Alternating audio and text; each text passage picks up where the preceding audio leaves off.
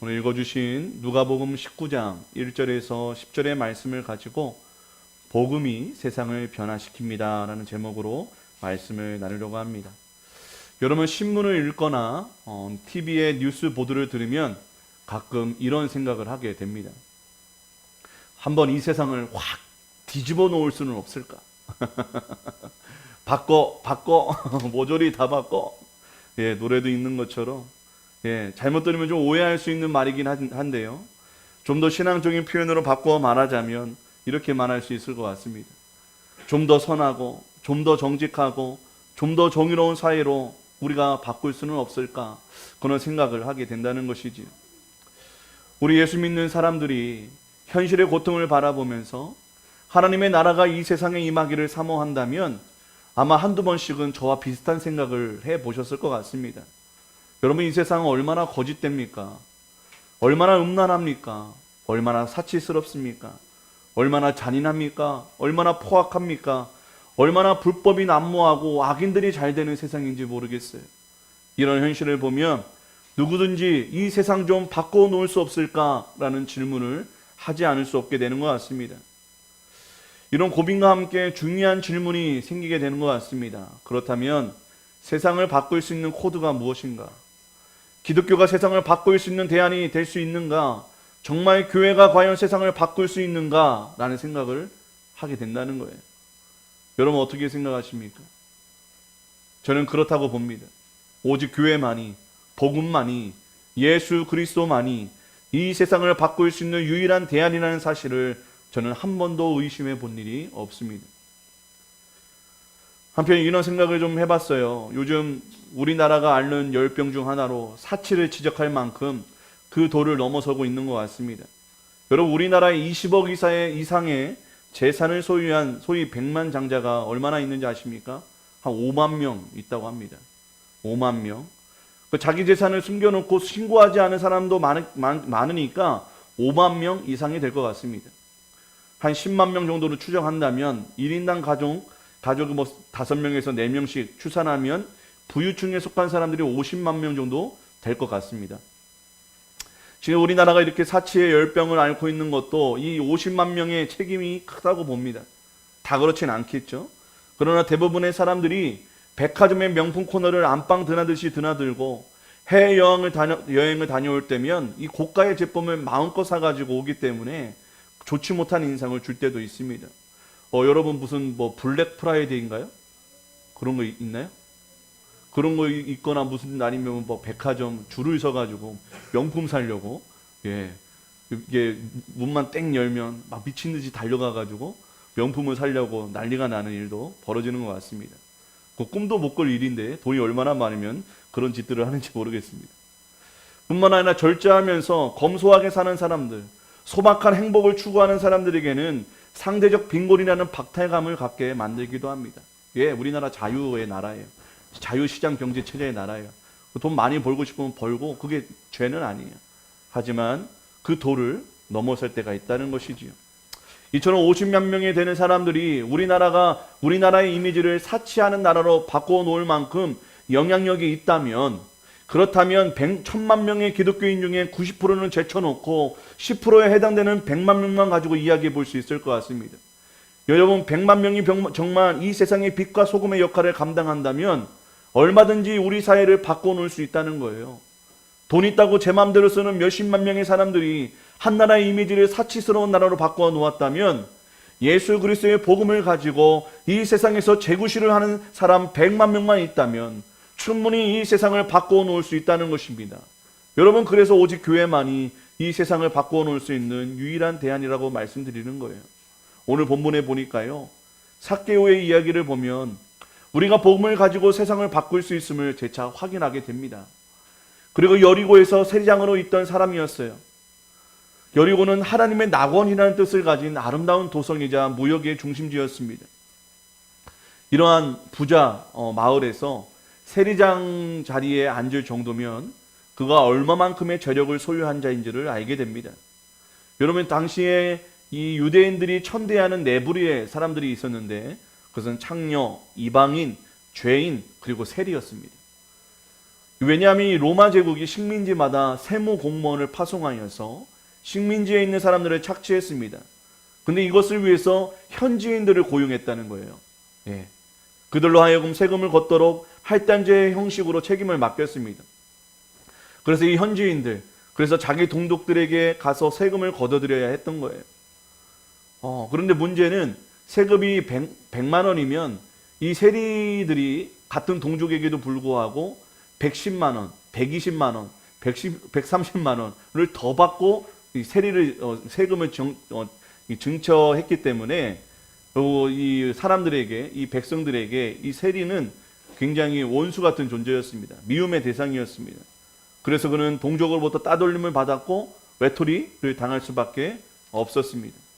그는 돈은 많았지만 그는 불행한 사람이었습니다. 예수님께서 십자가에 지시기 위해서 지금 예루살렘으로 향해 가십니다. 그런데 중간에 여리고로 통과하기로 되어 있었는데 이 소문이 다 도성에 퍼진 거예요. 삭개오도 예수님이 오신다는 소식을 듣고는 하던 일을 제쳐놓고 달려 나옵니다. 이미 사람들로 가득 차 있습니다. 그런데 문제는 그가 유난히 키가 작았다는 것이죠. 그래서 예수님을 가까이 하기는커녕 사람들 틈에 끼어 있어야만 했습니다. 그러자 그는 체면불고하고 옆에 있는 뽕나무로 기어 올라갑니다. 그리고는 뽕나무에 걸터 앉아 예수님이 오시기만을 기다리고 있었습니다. 여러분, 이것은 아무나 할 수 있는 일이 아닙니다. 예, 여러분들 지금 나무에 올라가고 유명인사 온다고 나무에 올라가서 누가 볼 수 있겠어요? 체면불고하고. 예, 말도 안 되죠. 여기서 우리가 명심하고 넘어가야 할 중요한 첫 번째 진리가 있는데, 그것은 세상에서 부유하게 사는 사람, 소위 성공했다는 사람, 자기의 어떤 꿈을 이루었다고 하는 사람들 가운데에서도 이 삭개오처럼 영혼의 갈증을 가진 사람들이 많이 있다는 것입니다. 자기 내면에 큰 구멍을 가지고 있는 사람들이 많다는 거예요. 무엇인가 더 나은 것이 있을 텐데, 이것보다 더 가치 있는 것이 있을 텐데 그것이 무엇일까 하는 어떤 갈증이 있다는 것입니다. 돈도 많이 벌어보고 세상에서 성공해봤는데 결국 이게 내 영혼의 답이 아니라는 것을 많은 사람들이 알고 있다는 것입니다. 우리 주변에 이런 분들이 참 많이 있을 것 같아요. 그들의 내면에는 죄책감과 불안과 분노와 슬픔, 갈증과 허무감이 있습니다. 어쩌면 영적으로 뽕나무에 올라가 앉아있는 사람일 수도 있을 것 같습니다. 누군가가 전하기만 하면 예수님을 받아들이려는 마음을 가진 사람들도 있을 것입니다. 또한 예수님에 대해서는 잘 모르지만 세상의 것으로 만족과 평화를 얻을 수 없다는 사실에 다른 대안을 찾아 애쓰고 있는 사람들도 분명히 있을 것입니다. 우리는 이런 사람들이 있다는 것을 인정해야 합니다. 여러분, 세상 사람들을 어떤 눈으로 보십니까? 마음에 큰 구멍을 가진 사람으로 보십니까? 그들의 마음속에 공허함을 가지고 있음을 인정하고 보십니까? 아니면 그들이 살고 있는 큰 집만 눈에 들어옵니까? 아니면 그들이 앉아있는 쥐만 눈에 들어오고 있습니까? 아니면 그들이 소유한 막대한 재산만 눈에 들어오십니까? 아, 나도 저렇게 부자가 되고 싶다. 나도 저렇게 큰 높은 자리에 앉고 싶다. 나도 저렇게 하나님께 열심히 기도해서 좋은 차 사고 싶다. 높은 지위에 올라가고 싶다. 그런 생각만 갖고 계십니까? 만약 그렇다면 우리의 눈은 사람을 바로 보는 눈이 아닐 것입니다. 우리는 바로 보아야 합니다. 집을 볼 필요가 없습니다. 재산을 볼 필요가 없습니다. 그들이 꾸미고 사는 것들을 볼 필요가 없습니다. 우리는 성령의 눈을 가지고 그들의 내면 깊은 곳을 볼 줄 알아야 합니다. 마음에 큰 공간, 큰 구멍이 있음을 우리가 알아야 된다는 거예요. 그러면 우리의 마음에 어떤 생각이 들겠어요? 아, 그 사람에게 예수님을 전해야겠구나. 드디어 예수님이 지나가요. 예수님이 나무 위에 기다리고 있는 삭개오를 모르고 지나가실 리가 없습니다. 예수님은 다 알고 계셨습니다. 그리고 한 사람을 부릅니다. 삭개오야, 내려오너라. 그가 삭개인 것을 어떻게 아셨겠습니까? 그는 전지전능하신 하나님이시기 때문에 그는 삭개오를 알고 계셨어요. 삭개오야, 내려오거나 내가 오늘 저녁에 너희 집에 들어가 유하여야 하리라 라고 말씀하십니다. 그리고는 삭개오는 순종하여 자기 집으로 예수님을 모십니다. 삭개오의 죄와 온 세상의 죄를 짊어지고 십자가에 제물되어서 그 모든 죄악을 용서해 주실 예수님과 마주 앉은 것입니다. 여러분, 그 자리에서 변화가 일어나지 않는다면, 그 자리에서 의뢰를 받지 못한다면, 그 자리에서 영혼이 깨어나지 못한다면 오히려 이상한 일이 될 것입니다. 얼마 후에 삭개오가 벌떡 일어나더니 이렇게 이야기합니다. 내 재산 절반을 정리해서 가난한 사람들에게 나누어 주겠습니다. 성경에 보면 가난한 자를 생각하라, 가난한 자를 도와주라라는 말씀이 많이 있어요. 그런데 자기 재산을 반이나 처분해서 가난한 자를 도우라는 말씀은 없습니다. 그러니 예수님을 만나자마자 삭개오가 얼마나 감동을 받고 그분 앞에서 자신의 추하고 악한 모습이 얼마나 노골적으로 드러났는지 가만히 있을 수가 없는 것입니다. 그래서 성경이 명령하는 것보다 훨씬 더 많은 액수인 자기 재산의 반을 가난한 자들에게 주겠다고 선포합니다. 여러분, 사람이요, 사람 앞에 서면 의인입니다. 결코 죄인이 아니에요. 그런데 사람이 예수님 앞에 서면 죄인일 수밖에 없는 우리라는 거예요. 세리는 예수님을 보는 순간 자신이 얼마나 죄인인지 깨닫는 동시에 주님을 위해 새로운 삶을 살고 싶은 열망이 가득 차게 된 것입니다. 그래서 시키지도 않았는데 자기가 토색하여 손해를 끼친 사람이 있다면 4배로 갚겠다고 또 이야기한다는 거예요. 대단한 일이죠. 성경이 요구하는 배상의 액수는 5분의 1입니다. 자기가 나쁜 짓을 하거나 빼앗았거나 도둑질을 하면 5분의 1을 값을 더 쳐서 빼앗은 것을 갚아줘야 됩니다. 그런데 4배로 갚겠다는 거예요. 성경이 요구하는 액수의 20배를 갚겠다는 것입니다. 얼마나 감동을 많이 받았으면 예수님 앞에 이런 약속을 하겠습니까? 이런 고백을 하는 삭개오를 보고 예수님께서 이런 유명한 말씀을 하시죠. 오늘 구원이 이 집에 이르렀으니 너는 하나님의 자녀라고 하나님께서 선포해 주십니다. 우리가 여기서 놓쳐서는 안 될 두 번째 진리가 나오게 됩니다. 그것은 누구든지 예수님을 바로 만나면 삭개오처럼 변화된다는 거예요. 삭개오처럼 변화받았을 때에 비로소 구원받았다는 말을 할 수 있는 것입니다. 옛날에 삭개오는 예수님 앞에 죽었습니다. 돈이 우상이었고 전부였던 삭개오는 이미 십자가에 못 박혀 죽었습니다. 이제 예수 안에서 다시 살아난 삭개오는 새로운 피조물이었던 것같습니다. 그렇게 돈과 자기 자신이 그 삶의 주인이었던 삭개오에서 예수님을 구주 삼는 삭개오를 보시고 주님께서는 말씀하십니다. 그래, 너 구원받았구나. 하나님의 아들이 되었구나. 무엇이 더 귀한 것인 줄 이제 알았구나. 너야말로 영생을 소유한 거룩한 백성이 되었구나 라고 말씀해 주셨다는 거예요. 주인이 바뀐 증거, 구원받은 증거, 그 인생의 가치의 변화의 증거가 물질에서 자유케 되는 것으로 드러나게 됐던 것입니다. 그래서 구원의 반응이 이렇게 실제적인 것이지요. 여러분, 예수님 만나면 뜸들일 수가 없습니다. 즉각 변화입니다. 즉각 실천입니다. 삭개오의 변화 크게 3가지로 이야기할 수 있을 것 같아요. 첫째는 돈에서 마음이 자유케 되었다는 거예요. 돈에서. 삭개오처럼 돈을 바뀌던 사람은 없었습니다. 삭개오처럼 돈이 하나님 된 사람도 없었습니다. 오죽하면 이름과 가문, 믿음, 동족까지 팔아가면서 돈에 매달렸겠습니까? 그러나 예수님을 만나자마자 돈에서 마음이 떠나버렸어요. 돈으로부터 자유하게 되었어요. 이처럼 진정 예수님을 만난 사람은 그 마음에서 우상이 사라진다는 거예요. 돈이 우상이었던 사람은 돈에서 마음이 떠나고, 명예가 우상이었던 사람은 명예에서 마음이 떠납니다. 정욕이 우상이었던 사람은 정욕에서 마음이 떠나게 되는 거예요. 예수님을 만나면 이런 변화가 우리 안에 일어나게 되는 것입니다. 과연 우리 자신에게도 이런 변화가 일어나고 있는지 살펴보시길 바랍니다. 여러분 어떠세요? 예수님 믿고 그 전에는 그토록 좋아하고 사랑했던 것들이 지금은 참 미워지고 너무나 더럽게 여겨지고 그것을 하기에는 너무 싫어지는 마음들이 혹 있으십니까? 그렇다면 변화되고 있으신 것입니다. 예수님 만나신 것입니다.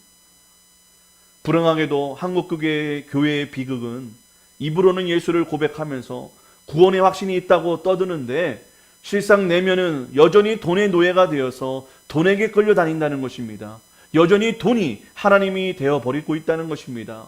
돈 이야기만 하면 믿음도 하나님도 다 소용없고 돈이 전부가 되어버립니다. 이런 사람들이 우리 교회는 아닌데 다른 세상의 교회는 참 많이 있어요.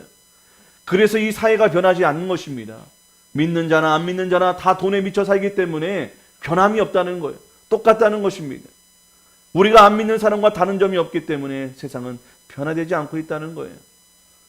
정말 예수님 만난 사람은 우상에게서 돌아설 수 있는 것입니다. 돈이 우상이었던 사람은 돈에서 자유합니다. 이것이 하나님의 능력입니다. 예수님 만나면 우리의 주인이 바뀌어지는 거예요. 여러분의 주인은 과연 누구이십니까? 만약 이런 사건이 나에게 일어나지 않았다면 오늘 지금 일어나기를 속으로 기도하시길 바랍니다. 아니면 내일이라도 일어날 수 있도록 여러분 계속해서 기도하시길 바랍니다. 그렇지 않으면 주님께서 이 집에 구원이 임하였다고 말씀하시지 않기 때문입니다. 여러분 삭개오의 변화를 보십시오. 이 돌이 나는 우상에서 벗어나게 되니까 그가 보이는 게 있었어요. 누굴 보았죠? 함께하는 동족, 이웃들이 보이게 된 거예요. 그들의 필요가 보인 거예요. 그들의 아픔이 보인 거예요. 그리고 자신의 죄악이 보였던 것입니다. 여러분 진정 예수님을 만난 사람들은요 이기적이지 않습니다. 이웃들을 생각합니다. 함께하는 성도들을 생각합니다. 담임하고 있는 목사를 생각합니다. 또 힘들어하고 가난하고 고통 가운데 있는 아프고 괴로워하고 있는 이웃들이 눈에 들어온다는 거예요. 바로 이것이 예수 믿고 변화된 사람의 모습입니다. 입으로는 예수 믿는다고 고백하지만 여전히 이웃에 대해서 관심이 별로 없으십니까? 항상 우리 집, 우리 자식에게만 관심이 있으십니까? 내 사업에게만 관심이 몰두해 있으십니까? 그렇다면 내 구원을 다시 한번 돌아보셔야 됩니다. 내가 진정 예수님을 믿고 사는지, 아니 내가 예수님을 만났는지 생각해 보셔야 합니다. 여러분, 주님께서 우리의 마음 가운데 구주 되셨다면 내 우상이 바뀌어야 되고 내가 아닌 나와 함께하는 그 누군가를 볼 수 있는 눈이 열려야 될 줄을 믿습니다. 그리고 그들의 필요를 채워 주셔야 됩니다. 그럴 때 주님께서는 이렇게 선포하십니다. 오늘 구원이 이 집에 임하였다. 아멘이십니까? 둘째로 삭개오에게 일어난 중요한 변화는 자기의 죄에 대해서 회개하는 마음을 갖기 시작했다는 거예요. 너무너무 중요합니다. 다른 사람을 토속했다는 것은 해를 끼쳤다는 말입니다. 가난한 사람들에게 세금을 과하게 부과해서 착취했으니 이것은 나쁜 행동이었습니다. 그러나 어제까지는 이 행동이 나쁜 행동이라고 생각하지 않았다는 게 문제였어요. 그런데 예수님을 만나니까 지금까지 해왔던 그 모든 행동들이 죄로 여겨졌고 그것을 하나님 앞에 회개할 수밖에 없는 변화가 일어났다는 것입니다. 여러분 흔히 예수 믿고 죄 용서받고 변화받았다고 하면서 옛날에 다른 사람들에게 끼친 피해에 대해서는 회개하지 않는 사람들도 많이 있어요. 그냥 그런 경우도 있죠.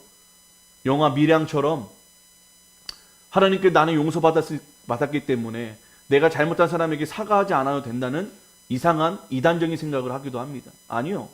하나님께 용서받고 진정 내 죄를 용서받았다면 그것이 내가 죄라고 여긴다면 내가 해를 끼친 사람에게 찾아가서 그 어떤 모욕과 부끄러움을 당할지라도 용서를 받아야 되는 것입니다.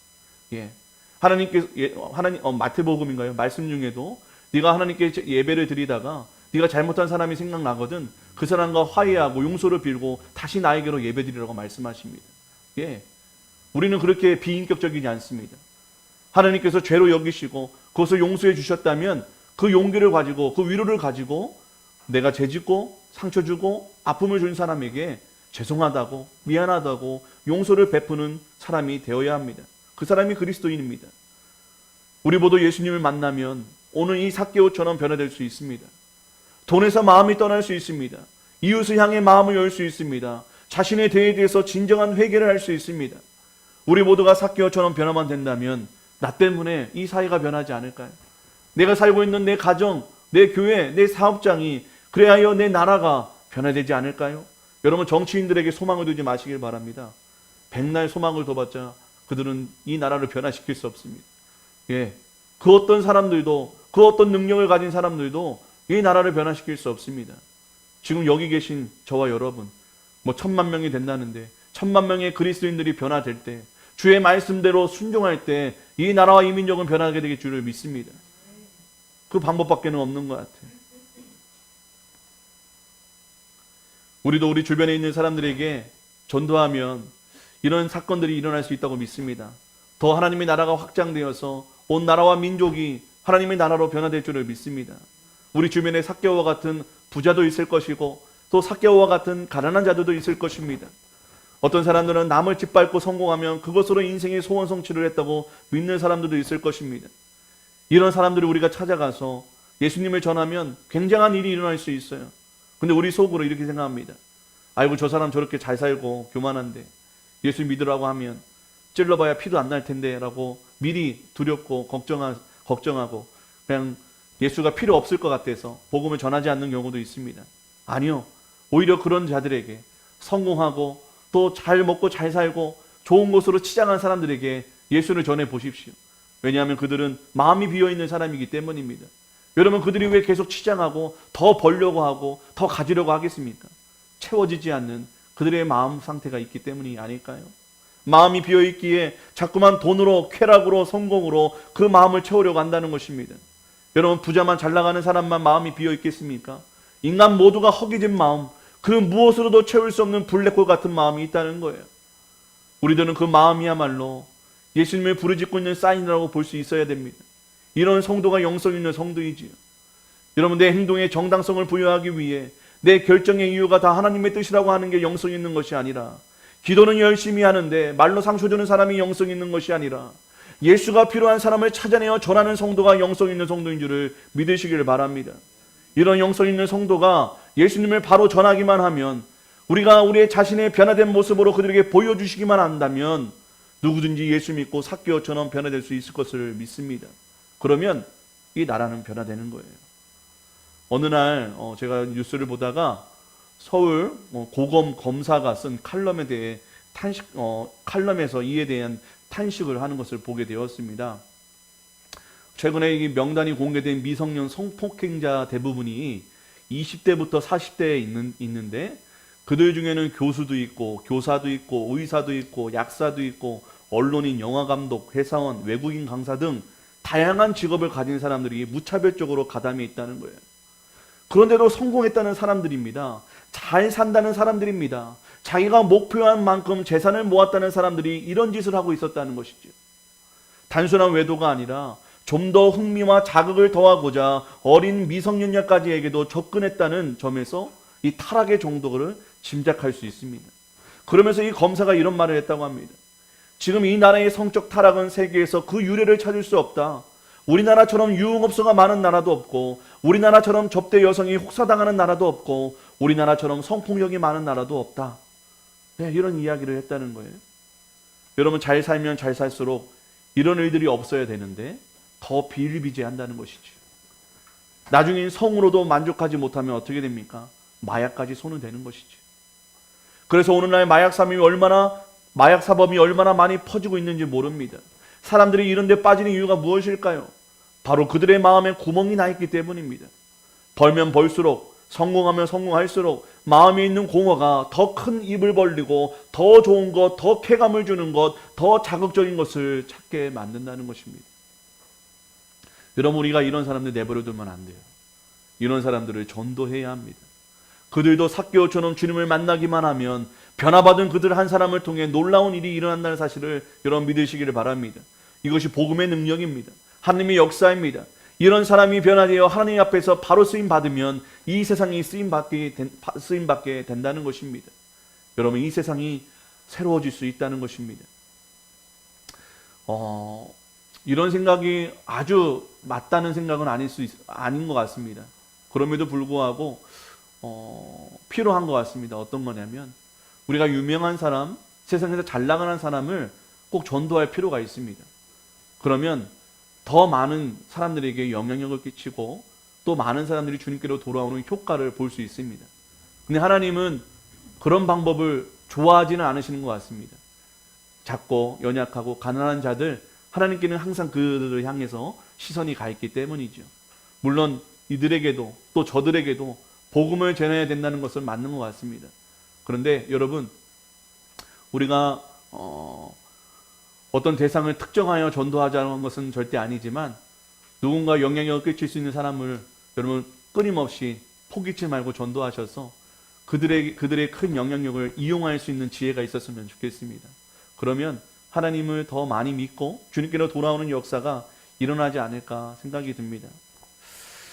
빌리 그레함 목사님이 뉴욕에서 전도 집회를 할 때였다고 합니다. 미국 북동부 지역에서 가장 큰 회사를 경영하는 이 필립스라는 사장이 있는데, 이 전도 집회에 참여하게 되어서 빌리 그레함 목사님의 말씀을 듣고 복음을 듣고 변화되는, 또 구원받는 역사가 일어났다고 해요. 그래서 어느 날 이 필립스를 찾아온 손님이 있었다고 합니다. 그는 누구였냐면 닉슨 대통령의 친구이자 특별 고문 겸 보좌관이었던, 또 변호사였고 유명한 독서에 가기도 했던 찰스 콜슨이라는 사람이 찾아왔다는 거예요. 당시 워터게이트 사건으로 상당히 어려운 궁지에 빠져 있었던 사람이었습니다. 단 둘이서 응접실에 앉아서 이 찰스 콜슨이 필립스에게 이렇게 말을 했다고 합니다. 필립스, 내가 보기에는 자네는 전에 비해 완전히 변해버린 것 같아. 자네에 대해서 이야기 좀 듣고 싶네. 그동안 자네에게 무슨 일이 있었는지 나에게 이야기해 줄 수 있나? 라고 말을 했다고 합니다. 그 말을 듣는 필립스는 그날 밤 하나님께서 전도의 기회를 주신 줄을 알고 이 찰스 콜슨에게 간증을 하기 시작합니다. 콜슨, 자네도 알다시피 나는 성공에만 매진했던 사람이다. 가지고 싶은 것을 다 가지기 위해서 살았던 사람이고 부족함이 없는 사람이었어. 그런데 내 마음 가운데 무엇인가 부족한 것이 있었다는 것을 깨닫게 되었어. 그런 가운데 내가 빌리그리암 목사님의 전도 집회를 참여했는데 거기를 가면 무엇인가 해답을 얻을 것 같은 예감이 들어서 참석해 보았네. 그런데 설교를 들으면서 나에게 모자란 것, 부족한 것을 발견하게 되었네. 그것은 내가 하나님의 아들 예수님을 내 마음에 모시지 않았다는 것이고 나의 삶을 예수 그리스도께 드리지 않았다는 것이었어. 그런데 이것이 나에게 결정적으로 문제였다는 것을 비로소 발견하게 되었다네. 그래서 지체 없이 그 시간 나는 예수님을 내 마음에 모셔드렸어. 그러자 신비한 평화가 내 안에 임하는 것을 느낄 수 있었어. 옛날 같으면 전혀 불가능하다고 생각했던 삶에 대한 만족과 기쁨을 느낄 수 있었다네. 이것이 나의 이야기야. 내가 변화받은 이야기지. 콜슨, 자네도 이 시간 그 예수님을 영접할 수 있다네. 나하고 손잡고 기도하세. 예수님이 자네를 만나 주실 거야. 라고 하면서 둘이 손을 잡고 기도했답니다. 콜슨은 그 순간을 이렇게 이야기합니다. 일종의 에너지 같은 것이 안으로 흘러들어오는 것을 느꼈다고 말합니다. 감정이 솟구치면서 거의 울음을 참을 수 없을 지경 정도로 복받쳐 올랐다고 합니다. 겨우 참고 기도를 끝낸 다음 인사를 하는 둥 마는 둥 밖으로 뛰어나가 차에 올라탑니다. 그런데 시동을 걸려고 열쇠를 찾는 동안 눈물이 비오듯이 쏟아지기 시작했다고 합니다. 차를 몰고 집을 빠져나갈 동안 눈물을 억제할 수 없어서 차를 길 옆에 세우고 정신없이 1시간 넘도록 혼자서 울었다고 합니다. 그렇게 우는 동안 그는 그러한 신비로운 감정을 느꼈대요.